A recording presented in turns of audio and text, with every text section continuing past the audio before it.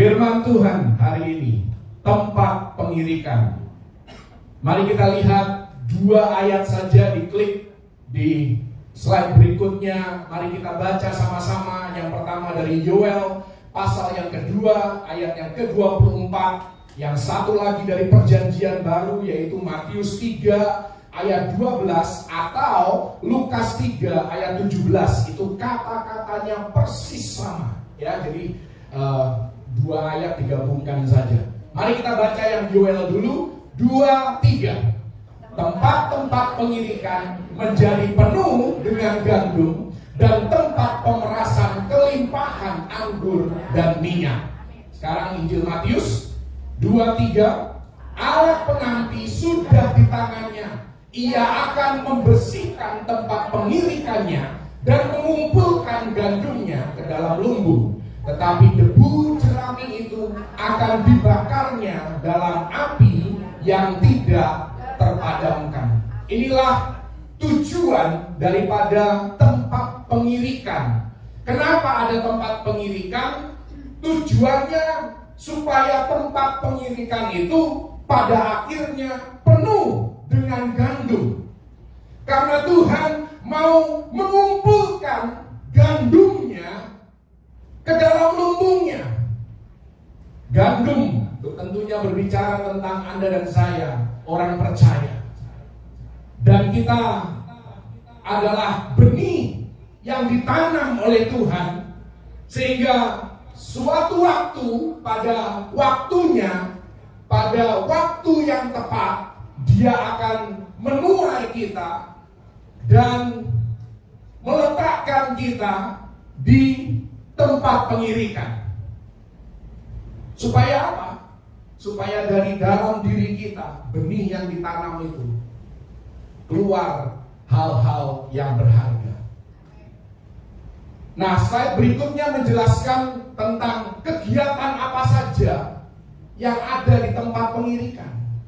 Nanti Anda perhatikan di sebelah kanan ini ada tempat pengirikan. Kalau kita hidup di zaman modern ini, mungkin tempat pengirikan sudah tidak seperti ini. Sudah lebih canggih. Ada mesin, ada alat berat. Tetapi tempat pengirikan di zaman Yesus, di zaman tradisional dulu, semuanya masih manual. Jadi inilah kegiatan di tempat pengirikan. Dan ini bukan gambar sembarang gambar, saudara. Nanti gambar ini menjadi penting. Dengan berjalannya waktu saya akan jelaskan apa yang ada di gambar ini. Kegiatan di tempat pengirikan terdiri antara lain diinjak-injak oleh binatang ternak. Ya kan? Yang kedua, dipukul dan ditusuk dengan alat penampi. Itu yang bentuknya seperti garpu ini, saudara. Ya, itu alat penampi. Nanti kita bahas tentang tujuannya. Kemudian di tempat pengirikan, gandum dan sekam dipisahkan. Dan inilah gambaran kehidupan kita. Anda mau orang percaya maupun orang tidak percaya, tetapi khusus bagi orang percaya, Tuhan akan izinkan Anda pada suatu waktu, kalau Anda belum pernah mengalami, siap-siap. Karena pada satu musim Tuhan akan mengizinkan Anda masuk ke tempat pengirikan. Coba kita lihat tempat pengirikan dalam hidup di slide yang berikutnya. Tuhan mau menggali yang namanya potensi diri kita yang terbaik. Tuhan sudah investasi, Tuhan sudah tanam benih yang terbaik, bibit unggul di dalam kehidupan kita. Bahkan Dia tebus dengan darahnya sendiri. Malaikat sehebat-hebatnya malaikat, mereka tidak ditebus oleh Tuhan. Seindah-indahnya malaikat, mereka tidak boleh memanggil Tuhan sebagai Bapa. Anda dan saya manusia, terkadang kita Katakan diri kita ini manusia biasa, tetapi Tuhan mengizinkan kita untuk memanggil Dia Bapa. Yesus tidak mati bagi malaikat. Yesus mati bagi manusia, bagi Anda dan saya. Betapa spesialnya manusia di hadapan Tuhan. Amin. Katakan dulu kanan kiri, engkau spesial di mata Tuhan. Karena itu ketika Anda dan saya memuji menyembah Tuhan, jangan diam. Kenapa? Kalau Anda belajar di dalam kitab Wahyu pasal yang ke-8, ayat yang pertama, di sana dikatakan ada kesunyian selama setengah jam di sorga.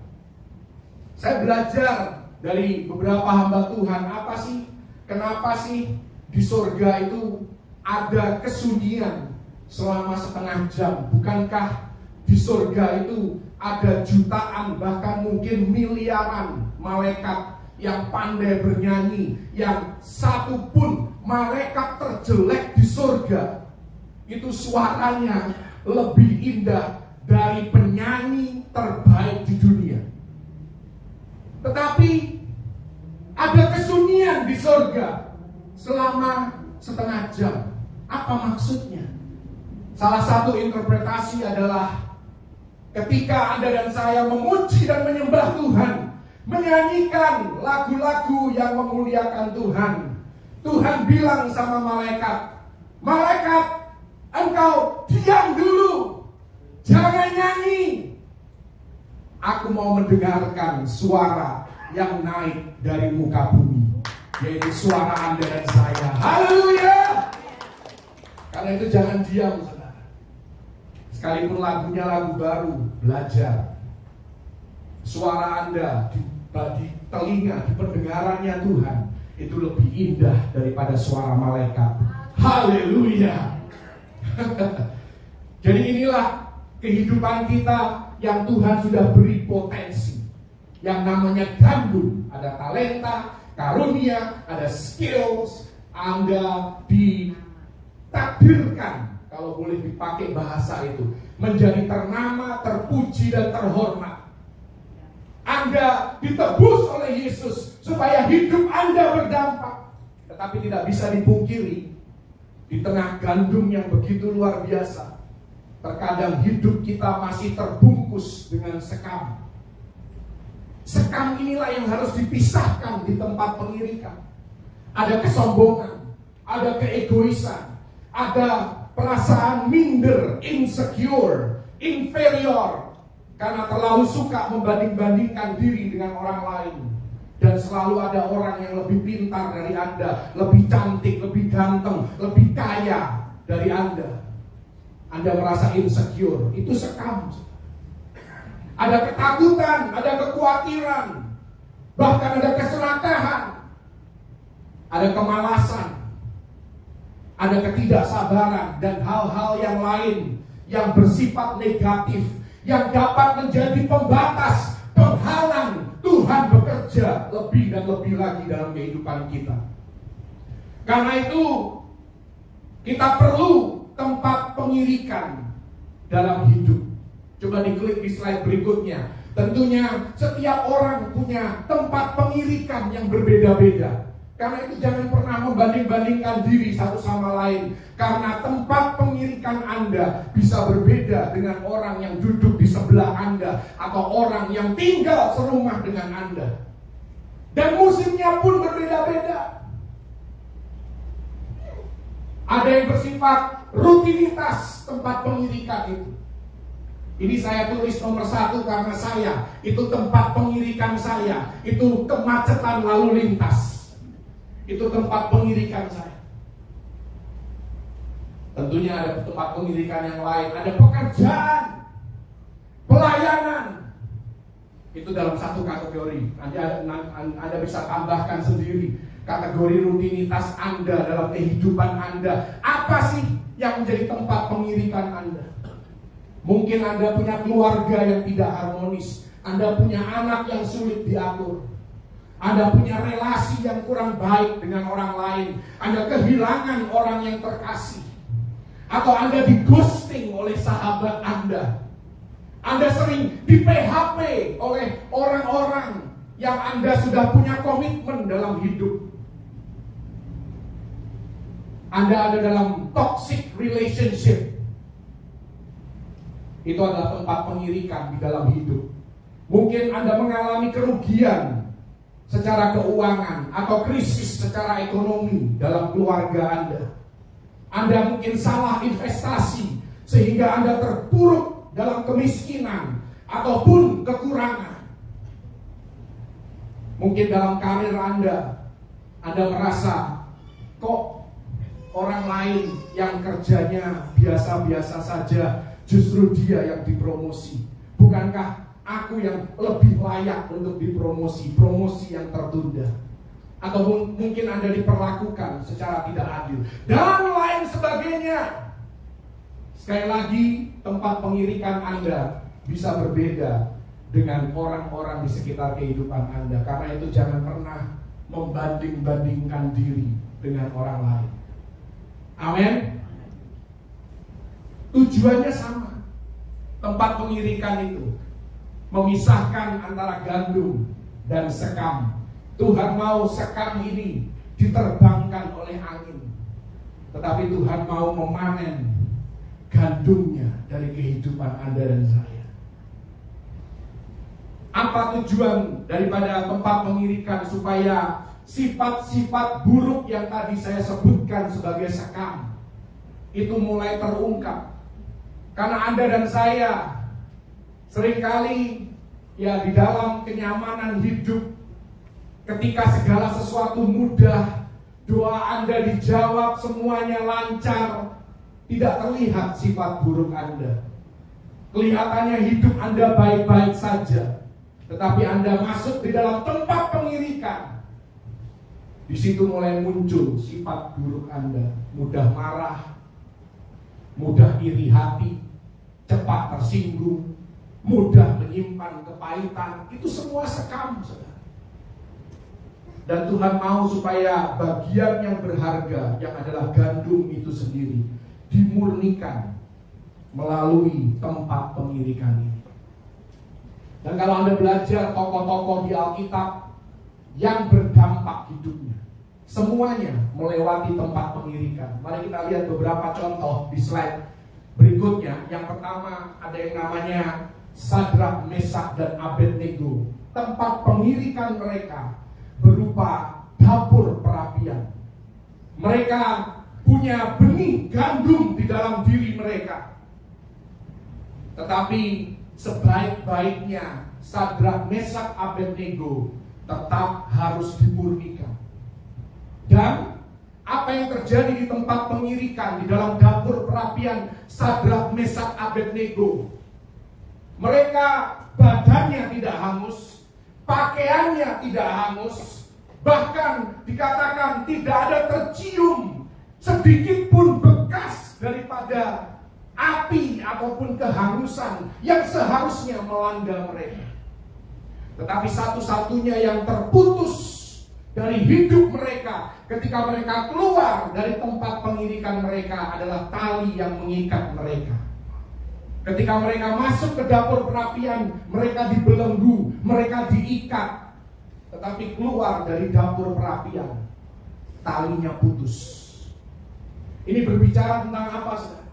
Dapur perapian atau tempat pengirikan itu memisahkan kita dari berbagai kelemahan yang dapat menghalangi Tuhan bekerja dalam kehidupan kita. Apa yang kita bisa belajar dari kehidupan Sadrak, Mesak, dan Abednego? Dengan dimasukkan dapur perapian, ternyata mereka menjadi semakin mempercayai Allah mereka.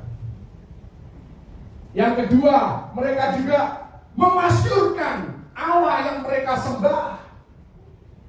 Bahkan Raja Nebukadnezar memerintahkan, jangan main-main sama Allahnya Sadrak, Mesak, Abednego. Yang ketiga, Daniel 3 ayat 30. melalui tempat pengirikan.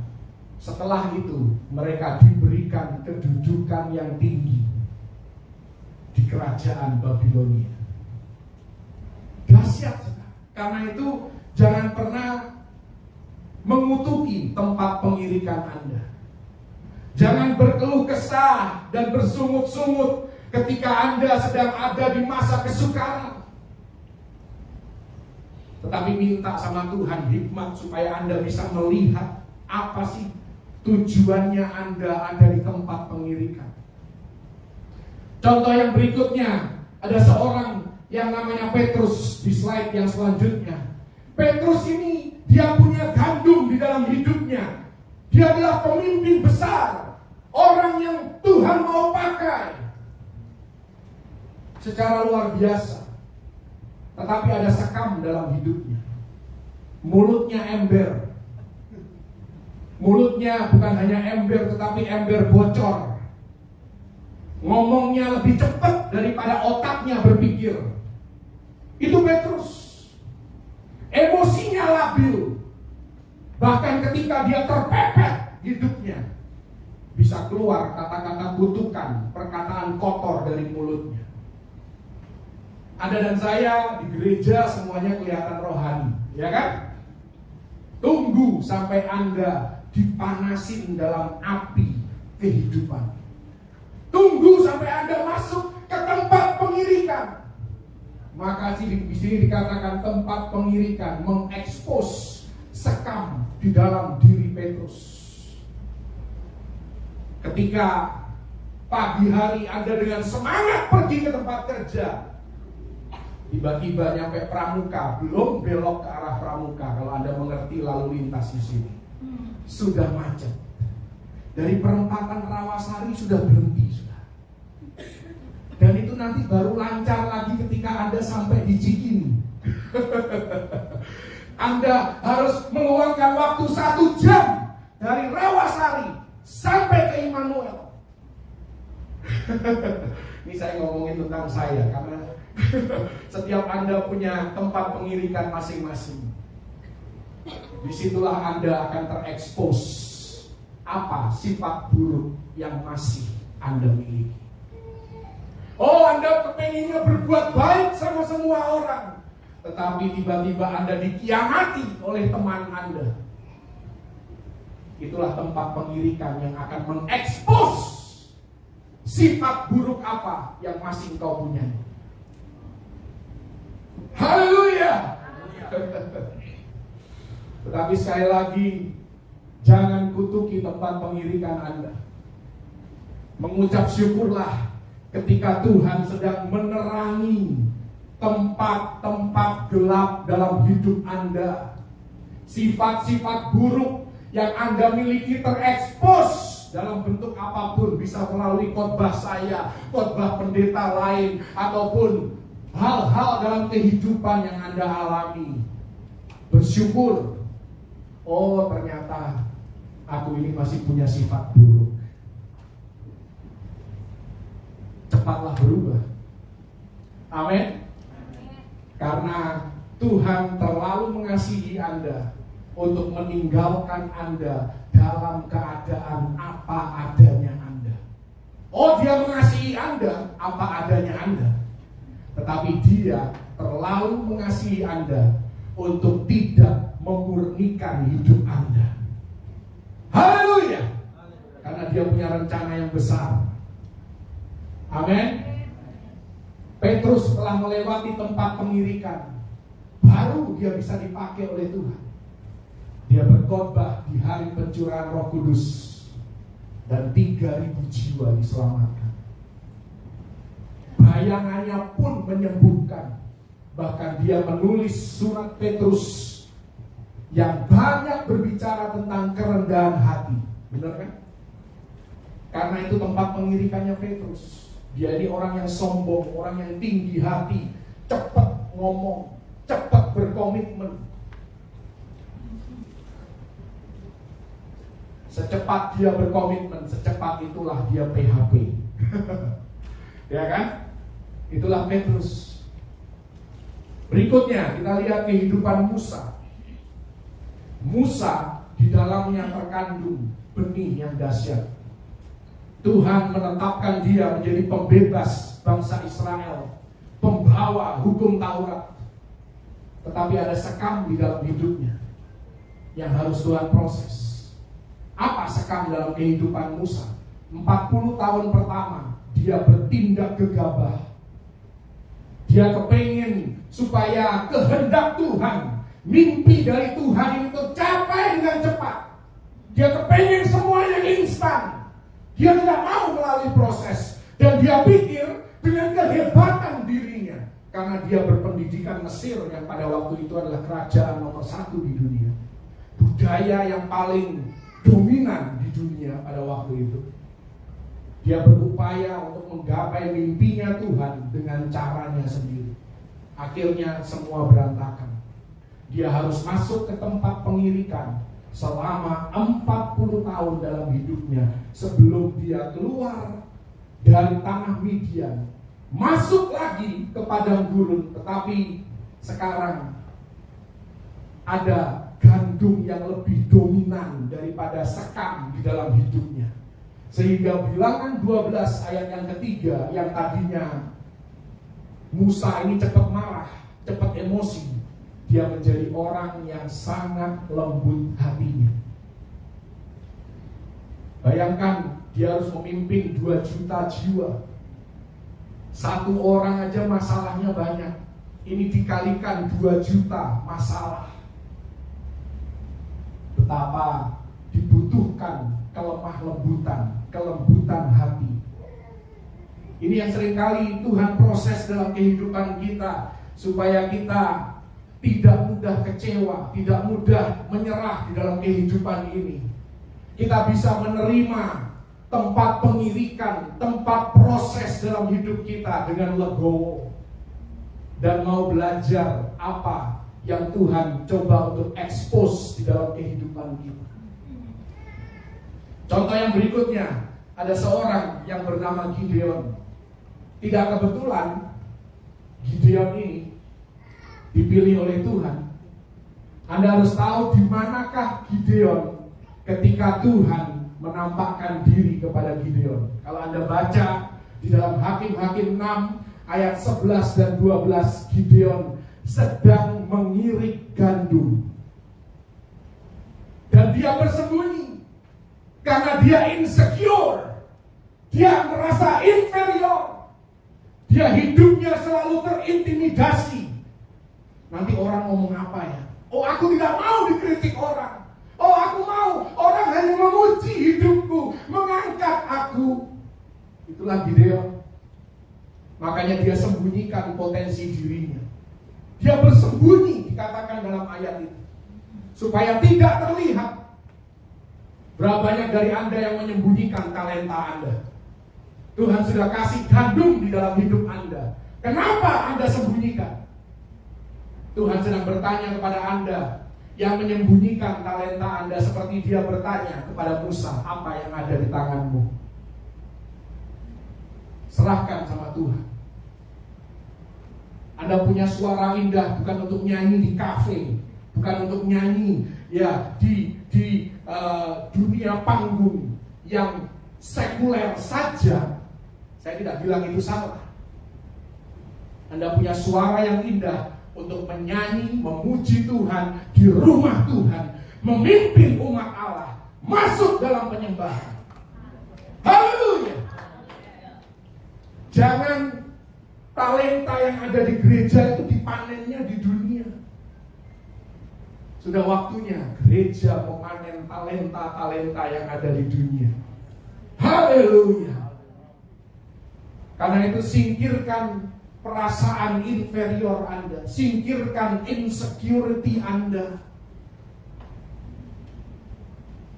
Haleluya. Gideon takut.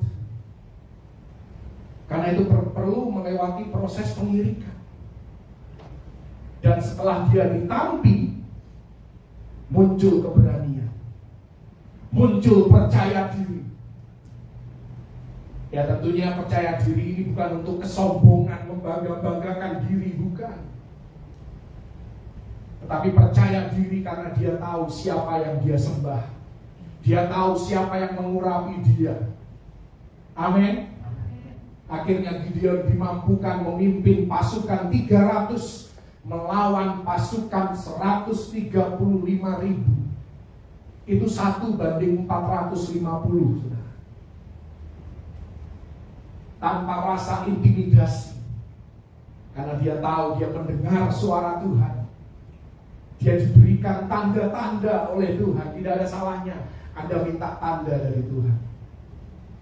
Itu hal yang sangat rohani untuk bisa dilakukan. Tetapi tentunya jangan berlebihan. Gideon ini agak berlebihan minta tandanya, saudara. Kalau Anda berlebihan minta tanda dari Tuhan, itu tandanya Anda kurang percaya sama Tuhan. Selalu tidak cukup. Haleluya. Pelajaran pertama dari tempat pengirikan. Tempat pengirikan adalah tempat pemisahan. Apa yang dipisahkan? Yang dipisahkan adalah faktor-faktor pembatas di dalam hidup kita untuk mengalami penggenapan janji Tuhan. Faktor pembatas itu dimunculkan untuk disingkirkan dari kehidupan kita. Haleluya. Jadi kalau Anda mendengar khotbah terus Anda tersinggung, jangan pelihara ketersinggungan Anda. Tuhan sedang mengekspos, oh ternyata aku ini masih terlalu sensi. Anda harus bersyukur. Amin. Karena Anda terekspos, Anda tahu di area mana Anda bisa berubah. Coba kalau hidup Anda selalu dielus-elus, dipuji-puji, diangkat, tidak pernah dikritik, tidak pernah ada yang ngomong pedas sama Anda.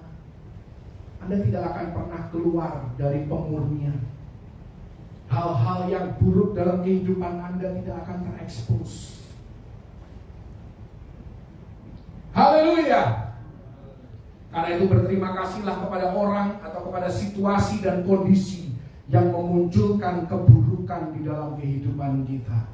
Dan tolong jangan pelihara keburukan itu. Kalau sudah muncul, Anda harus belajar untuk izinkan angin Roh Kudus untuk menerbangkannya dan membuangnya ke laut. Haleluya.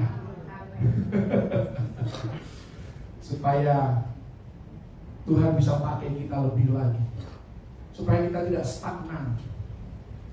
Kalau kita benar-benar mau berubah. Kita masuk ke bagian yang kedua dari tempat pengirikan. Slide yang berikutnya ada seorang bernama Daud. Daud, dia sangat-sangat semangat ketika dia terpilih menjadi raja atas seluruh Israel. Dia kepengen buru-buru membawa tabut perjanjian dan memindahkannya ke Yerusalem. Apa yang terjadi, saudara, dalam 1 Tawarik 13 ayat yang ke-9? Di sana kereta yang dipakai itu tergelincir sehingga tabut perjanjian itu seolah-olah mau jatuh. Dan ada seorang yang bernama Usa memegang tabut perjanjian itu dan mengalami kematian instan pada waktu itu. Anda sudah tahu cerita ini. Dan Daud marah besar. Anda tahu kejadiannya di mana? Kejadiannya di tempat pengirikan Kidon. Bukan kebetulan, saudara. Segala sesuatu yang terjadi di Alkitab, tempat-tempat di mana peristiwa itu terjadi, tidak ada yang kebetulan. Tuhan sudah pilih tempat itu. Dan di ayat yang ke-14 kita lihat bahwa Daud mengalami depresi selama 3 bulan. Tetapi sebaliknya rumah tangga Obed-Edom diberkati secara luar biasa. Bahkan dampak kehidupan Obed-Edom itu masih ada sampai ratusan tahun berikutnya, ke generasi-generasi berikutnya, keturunan Obed-Edom dipercaya dengan hal-hal kudus di dalam kerajaan Israel maupun Yehuda. Pada waktu itu hanya 3 bulan mereka terekspos dengan hadirat Tuhan. Dampaknya ratusan tahun mereka masih dipakai oleh Tuhan. Kenapa Tuhan izinkan ini terjadi? Coba diklik. Kalau Anda belajar dalam 1 Tawarik 15 ayat yang pertama, ternyata pada waktu pertama kali Daud mau membawa tabut perjanjian ke Yerusalem, tempatnya itu belum siap. Jadi kalaupun tabut perjanjian itu berhasil sampai di Yerusalem pada pertama kali percobaan itu, gak ada tempat untuk menaruhnya. Dan Tuhan tahu itu. Makanya Tuhan izinkan Daud masuk ke tempat pengirikan. Dan di pasal yang ke-15 ayat yang pertama, barulah di sana dikatakan Daud mempersiapkan tempat bagi perjanjian, tabut perjanjian itu. Barulah usaha yang kedua kalinya berhasil membawa tabut perjanjian ke Yerusalem. Tuhan sedang mengajarkan kepada Daud, Daud, bukannya aku jahat kepadamu pertama kali engkau mencoba membawa tabut perjanjian ini ke Yerusalem, tetapi aku tahu engkau belum siap. Makanya engkau harus masuk ke tempat pengirikan dulu, supaya engkau siap, supaya engkau lebih dewasa, lebih bisa mengelola apa yang Tuhan percayakan dalam hidup. Tuhan selalu punya maksud kenapa Anda dan saya masuk ke tempat pengirikan tertentu. Karena Dia sangat mengenal Anda dan saya luar dalam. Amin. Dia tahu apa yang kita butuhkan, sekam apa yang ada dalam diri kita. Dan kalau kita harus masuk ke tempat pengirikan, artinya Tuhan sedang mempersiapkan diri kita. Amin. Haleluya. Contoh yang berikutnya tetap Daud. Ini pun terjadi di tempat pengirikan yang lain. Daud saking semangatnya, dia sudah berhasil menjadi pemimpin atas seluruh Israel. Dia mau pamer kepada dunia. Hitung berapa banyak rakyatku.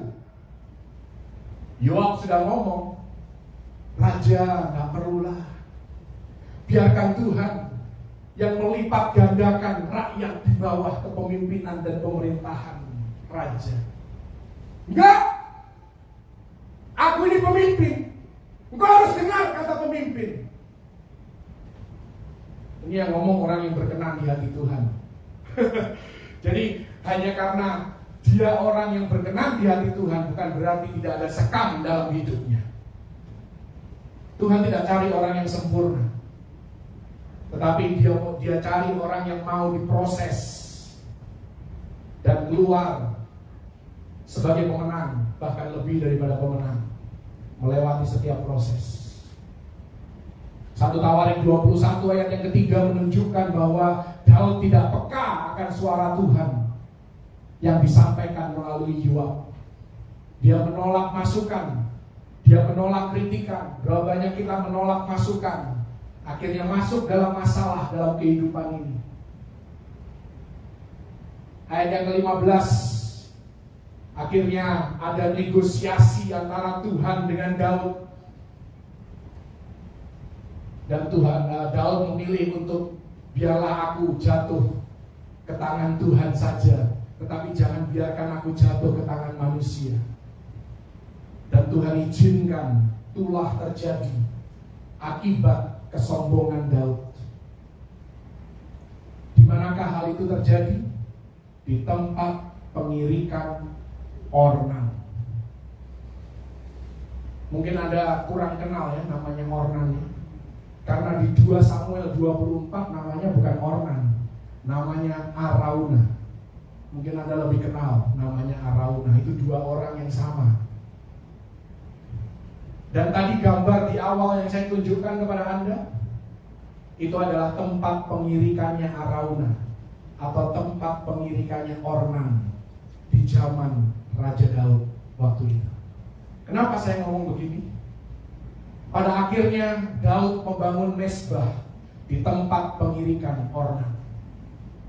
Dan di tempat pengirikan ornanlah adalah cikal bakal daripada bait Allah yang dibangun oleh Salomo. Anda bisa baca itu di dalam 2 Tawarik 3 ayat yang pertama. Ketika Salomo mulai membangun bait Allah, dia membangunnya di tempat pengirikan ornan. Artinya apa, saudara? Kalau Anda dan saya ada di tempat pengirikan, mari kita sikapi dengan benar. Tetaplah memuji dan menyembah Tuhan. Tetaplah bangun altar dan bangun mezbah di sana. Maka tempat pengirikan Anda akan menjadi tempat persiapan masa depan yang jauh lebih baik. Keluarga Anda akan ada dalam kondisi yang lebih baik.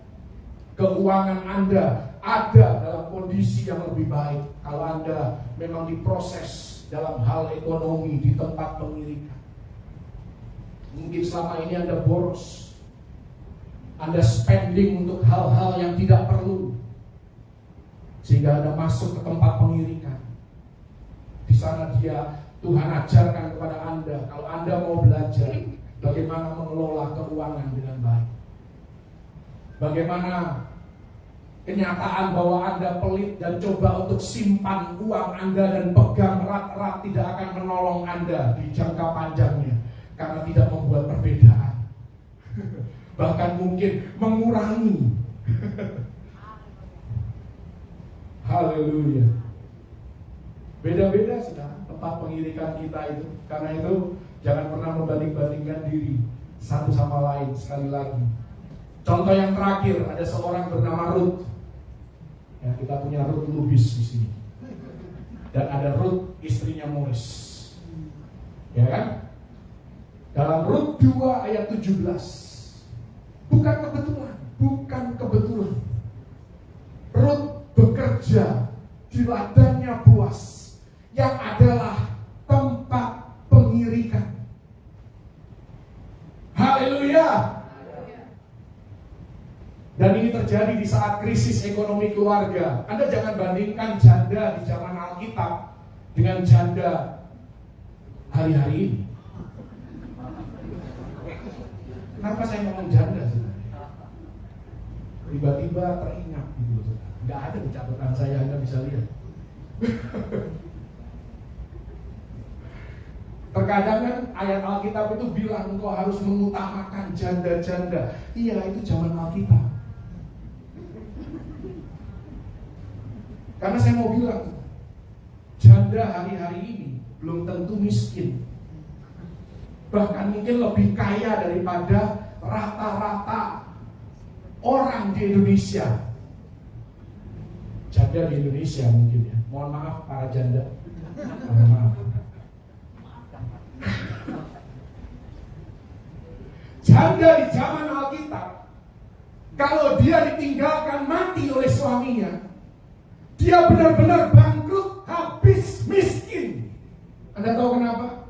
Hartanya harus diserahkan kepada klan keluarganya. Dia nggak boleh pegang uang. Harta suaminya bukan milik istrinya kalau suaminya sudah meninggal. Makanya Naomi ini baik hatinya. Anda mungkin sebagai seorang janda pun terkadang mungkin terlalu cepat menghakimi Naomi. Baru kayak gitu aja kok. Karena Anda tidak mengerti budaya waktu itu. Naomi itu benar-benar habis hartanya. Tidak punya lagi account bank, tidak ada. Semua harus dikembalikan kepada keluarga suami. Makanya dia bilang, jangan panggil aku Naomi, karena aku sekarang pahit hidupku. Nah, sekarang Anda ngerti kan? Kenapa Alkitab suruh mengutamakan para janda? Jangan Anda terlalu menghakimi gereja Anda kalau kurang penolong janda. Karena bisa jadi janda yang ada di gereja Anda itu lebih kaya daripada keuangan gereja. Sekali saya minta maaf kepada para janda di tempat ini. Bukan berarti kami tidak mau perhatian kepada Anda. Kami berusaha yang terbaik untuk memperhatikan para janda juga. Tetapi Anda harus punya perspektif yang benar. Makanya belajar Alkitab dong, ya kan? Belajar. Saya lebih suka kasih Anda pelajaran daripada sekedar kesaksian hidup. Supaya Anda ngerti, karena ada banyak hal yang di Alkitab. Saya pun dulu khotbah juga sering salah ternyata. Dan saya terima itu. Dengan saya belajar. Memang kesalahannya bukan kesalahan yang fatal yang akan mengirim Anda ke neraka, bukan. Tapi ada pengertian-pengertian tertentu yang Tuhan baru bukakan sekarang. Karena itu Anda harus lebih banyak mendengar, belajar. Gak cuma senang dengar, oh kesaksian orang diberkati, orang disembuhkan. Tidak salah. Ada waktunya, ada porsinya untuk semua itu. Tapi pelajaran menjadi hal yang sangat penting. Dan itu pun menjadi fokusnya GBI. Kalau Anda mengikuti acara ulang tahunnya GBI, Pak Rubin Adi sebagai ketua umum itu menekankan kepada pengajaran. Dan saya kalau dengar Pak Rubin Adi khotbah, saya hampir tidak pernah dengar dia kesaksian. Nggak pernah. Selalu pengajaran. Pengajaran. Karena itu jangan bosan dengar pengajaran. Amin. Haleluya. Memang bikin ngantuk berat mata Anda ketika mendengar pelajaran. Tapi yang membuat hidup Anda kuat itu ya pengajaran. Yang membuat Anda menjadi orang Kristen yang berdiri teguh di tengah tempat pengirikan adalah pengajaran. Haleluya. Karena kalau Anda suka dengar kesaksian, malah yang muncul iri hati. Tuhan, kalau Engkau tolong dia, kenapa Engkau gak tolong aku? Gitu kan? Tapi kalau Anda dengar pengajaran, itu fondasi yang teguh. Haleluya. Saya ngomongnya sudah menyimpang, saudara. Dan Rut pada akhirnya dia setelah mendengar nasihat daripada mertuanya, dia berbaring di kaki sang penebus. Tempat terbaik untuk Anda berada ketika Anda mengalami masa kesukaran adalah berbaring di kaki sang penebus. Dengar suara Tuhan, belajar firman Tuhan, berdoa, berpuasa kalau perlu. Dan apa yang terjadi? Rut 4 ayat 13, Rut dinikahi oleh Boas, dari pekerja menjadi pemilik. Haleluya. Dan pada saat dia jadi pemilik, perhatikan ini penting. Pada saat Rut berubah statusnya dari pekerja menjadi pemilik, dia bukanlah pemilik yang ngebos. Dia bukanlah pemilik yang cuma bisa nyuruh-nyuruh orang. Kenapa? Karena dia adalah pemilik yang mulai dari bawah. Dia pemilik yang rajin. Dia pemilik yang simpatis terhadap para pengerjanya. Kenapa banyak pemilik perusahaan hari-hari ini? Wah, kenapa sih you males banget? Bayangkan saudara, mungkin pemilik itu gak pernah dia harus merangkak dari bawah. Mungkin dia lahir sudah jadi sultan, makanya terlalu mudah menilai orang lain, kurang simpatis terhadap pengerjanya. Haleluya. Tapi kalaupun Anda punya atasan yang sulit, itulah tempat pengirikan Anda. Pelajaran kedua dan yang terakhir dari tempat pengirikan, selain tempat pengirikan adalah tempat pemisahan, yang kedua, diklik di slide berikutnya, tempat pengirikan adalah tempat persiapan. Haleluya. Persiapan untuk apa? Untuk mengelola berkat Tuhan yang Anda akan terima. Persiapan untuk apa?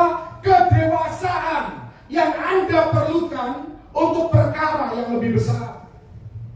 Haleluya. Slide yang terakhir. Saya sudah kehabisan waktu. Ini penutup bagaimana supaya tempat pengirikan dalam hidup Anda menambah nilai hidup Anda. Yang pertama, tetaplah tenang dan jangan dilawan.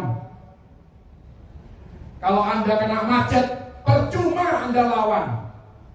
Anda mau bunyikan klakson panjang pun malah diomelin orang.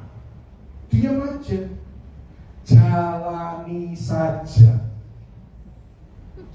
Karena setiap kemacetan pasti ada ujungnya. Setiap tempat pengirikan adalah sementara. Haleluya. Yang kedua, tetaplah bersikap benar. Haleluya. Yang ketiga, tetaplah kooperatif dengan Tuhan. Bekerja sama dengan Tuhan. Izinkan Tuhan mengikis hal-hal yang tidak baik dari kehidupan kita. Makanya kalau doa itu mikir dulu. Banyak orang Kristen doa asal doa. Ngerti maksudnya? Ya kan? Bagi yang single, seringkali kan berdoa, Tuhan, kalau seorang perempuan, berikan aku suami yang kaya raya, ganteng, populer. Tapi nggak mikir dirinya cemburuan. Bayangkan kalau Tuhan jawab doa Anda akan tersiksa seumur hidup Anda. Karena Anda cemburuan. Doa Anda nggak mikir. Kalau Anda seorang laki-laki, Tuhan, berikan aku istri yang cantik, seksi. Tapi Anda tidak pernah mau keluar biaya perawatan. Anda pelit sama istri. Itu Anda doa nggak mikir. Begitu dapat istri yang cantik dan seksi, gini terus kan? Mana? Kartu kredit, ya kan? Kartu debit, gajian bulanan. Gak ada yang ketawa, cuma saya yang ketawa.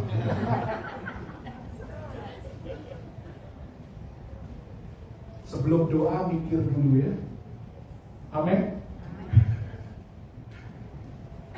Itu kan urusan Tuhan. Ya udah terserah deh. Makanya yang terakhir, bangkit dan bertindaklah. Seperti Ruth tadi kan, dia nggak diam-diam, dia bertindak. Terpuruk dia bertindak, kerja apa adanya, gaji berapapun, yang penting aku kerja. Komposisinya dari terpuruk. Anda pun kalau di tempat pengirikan, jangan menyerah. Amin. Karena tempat pengirikan itu pun akan berlalu. Haleluya. Kalau Anda melakukan 4 hal ini, maka Anda keluar dari tempat pengirikan dengan lebih banyak gandum daripada sekam. Tuhan Yesus memberkati. Haleluya.